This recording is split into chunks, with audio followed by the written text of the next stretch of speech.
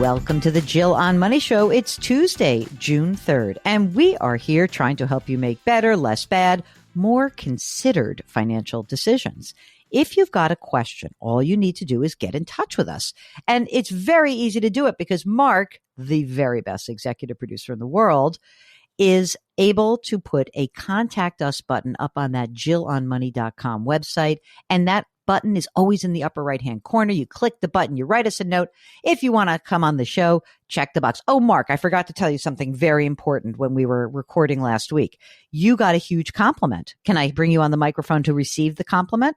Yeah, who's that? Somebody I know? Yes, somebody who, very high-ranking person at CBS who said, I couldn't believe that Mark sounded so great on the air, and he really knows his stuff. Oh, who did I? How about that?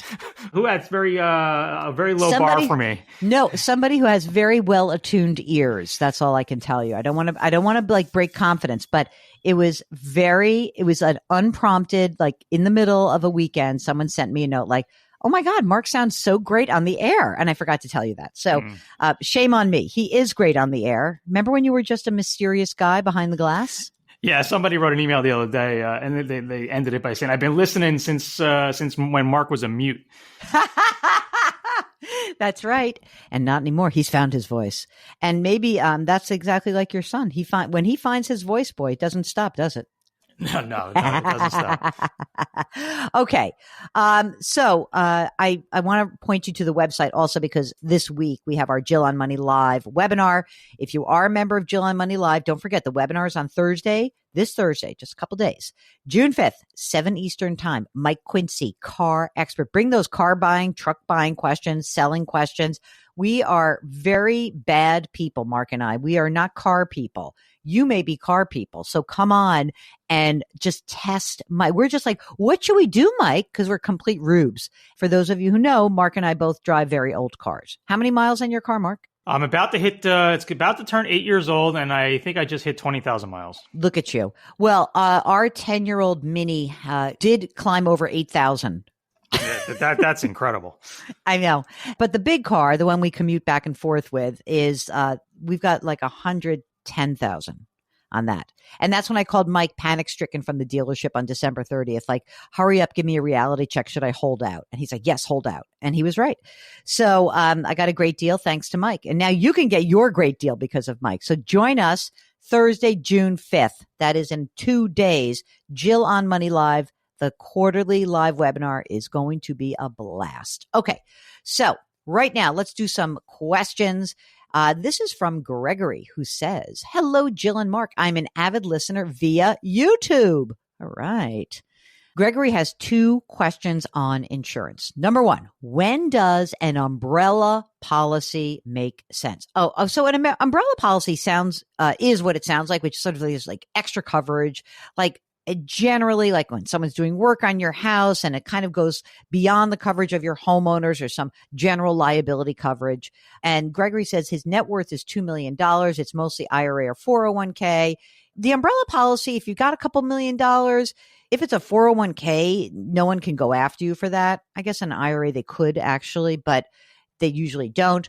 They're very cheap. So if your net worth is $2 million and you had a $2 million policy, that would be fine. How much does an umbrella policy cost? Pretty cheap, right, Mark?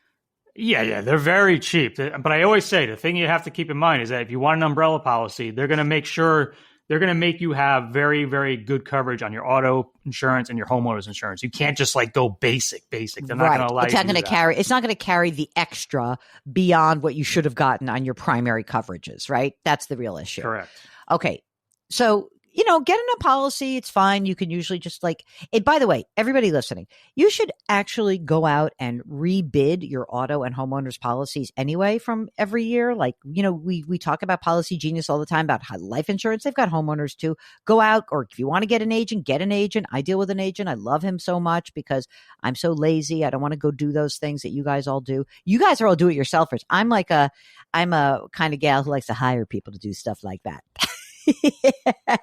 All right. Next question from Gregory is about a whole life insurance policy. He says he has one, $225,000 since 1991. And then he says, I got sucked into an insurance slash agent slash investment advisor. I just kept it going. I will soon call the company for the cash value. My wife really wants me to leave it in place for some sort of instant money when I die. So one thing to consider with an old whole life policy is that if you want, you can go, I mean, again, since it's so old now that, you're almost at this like 35-year mark, you might want to see what would happen if you created a paid up policy where you just said to the insurance company, I never want to put another dime in. What would be the death benefit that I could keep where I never had to put another dime in? That to me is something that's a possibility. The other thing to do is to look at with your wife, really maybe look at your whole financial planning scenario and see whether or not you need this policy. Maybe for her, keeping this policy in place, it's worth it. Peace of mind is worth something. But maybe if you kind of prove to her that you don't need it, then you can get the money. But let's see, because maybe buying a paid up or converting it to a paid up policy would make sense. So keep that in mind. And everybody listening, just in terms of all insurances, insurance is this very amazing product where you can pay a company to take on risk for you. And so sometimes you have policies that you just have in place that you hope you never need. That's term insurance, right? And sometimes you buy insurance that's expensive, like long-term care insurance. You keep that in place because it also gives you peace of mind. Just depends on your own situation. So if you're looking at insurance and you want to look at it as part of your whole financial planning scenario, that's when I think working with an advisor, a fee-based advisor, a fiduciary advisor can make a lot of sense. Try not to go back to the insurance agent because they'll usually try to sell you another policy. That's just my 2 cents. All right. Here's a question from Kay about paying taxes in retirement. So what she is doing is she is doing a combination of pulling money out of her retirement account, her 401k to live on, and also converting it. So how do you pay taxes for that? Well, if you know that you're going to be doing this in the course of this year, I like the idea of doing the conversion, getting the money and paying your quarterly taxes along the way. That's what I would do because you set yourself up. There's no strange mystery as to what's going to happen. And I think that you could wait until April, but you may be subject to some penalties if the amount that you're paying is more than a certain percentage of the previous year. I think it's more than 110% of your previous year. So I would set it up as a quarterly payment just because it's easier and tidier. This is a question from Jeff about direct indexing strategies to reduce annual capital gains. Unlike putting money directly into, say, an index fund or an index exchange traded fund, what happens with direct indexing is that you're putting the individual stocks you own directly into something that sort of becomes your own index. That said, it's complicated, and I don't want to go into this crazy, convoluted conversation around this, but what I really want you to know is that these are expensive. Like I know Fidelity, I think he says, I can't believe it's 4%, but there is annual fees to do this. 3%, 4%. Index ETFs usually have fees that are basically zero. So I don't love this. However, if you've got this very low cost basis stock portfolio, this is when people are starting to use this. I'm not a huge fan yet. I might get there, but I guess I feel like in some respects, it's a tax vehicle that's really good if you have incredibly low basis stock in a portfolio. But don't do it alone and be very careful because it's expensive and there are very specific rules. Greg writes, I'm 67 this summer, looking to retire. I'm self-employed. I'm married. I have 3 grown kids. Work has always been a big part of who I am. I spent too many years worrying if I'll have enough to retire and leave a legacy for each of my kids. I just built a new home, selling our existing. Bottom line, once the old home sells, we'll have no debt. Our new home will be worth about $3.2 million. Our current retirement funds are a mixture of IRAs, joint accounts, and an annuity, totals $1.9 million.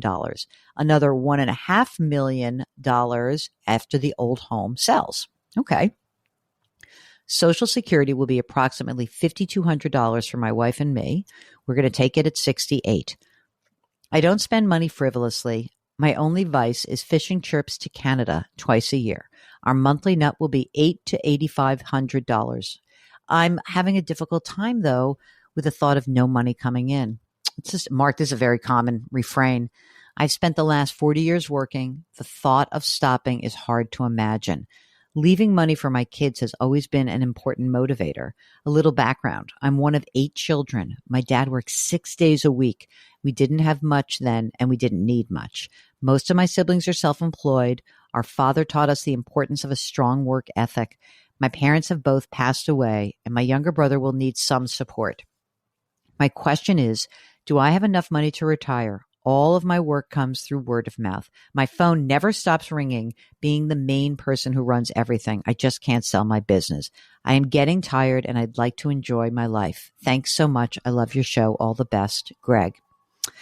Mark, this is my kind of guy. I wish I had him on the phone or on the line with us. I was just having this conversation with somebody. It is incredibly difficult for people who have worked their whole lives to conceive of a time when they are not. And you hear what Greg says. He knows himself. He said, work has always been a big part of who I am. I think that when you look at someone like this, and I don't have to run the numbers, you hear the numbers, right? He's going to get Social Security. It's $5,200. He needs $8,500. He's got plenty of money. Okay. He knows he can retire, right? Doesn't he? He knows he can retire. He's got all the money he needs.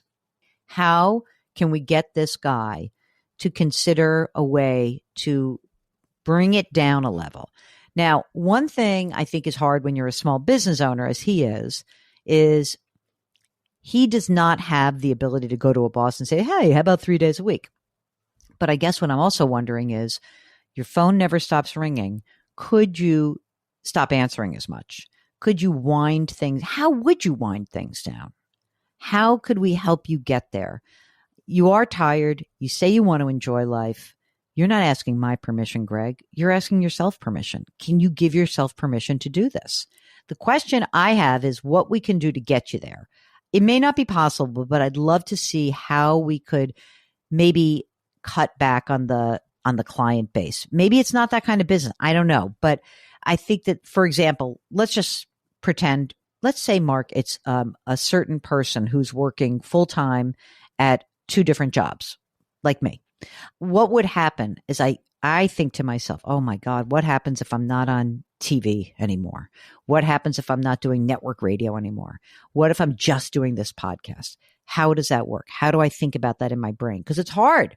I think that if you can come to a place where you give yourself permission to even start really discovering what it is that you do, what do you like to do, and how you can try to wind yourself down from the situation, that's where you're giving yourself permission.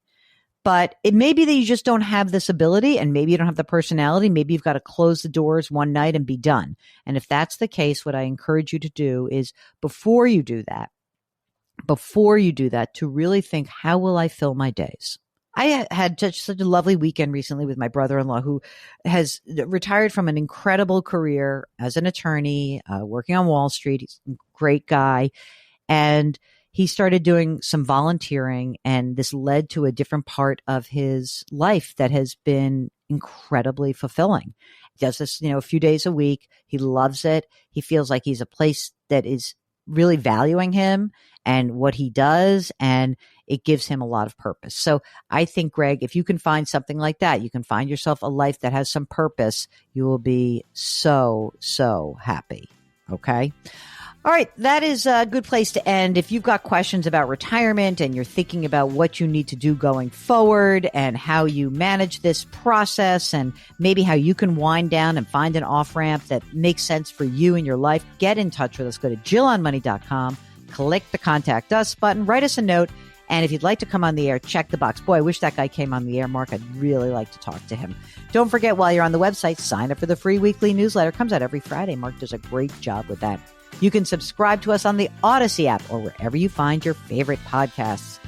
Do something nice for someone else today. Change your work, change your wealth, change your life. Thanks for listening. We'll talk to you tomorrow.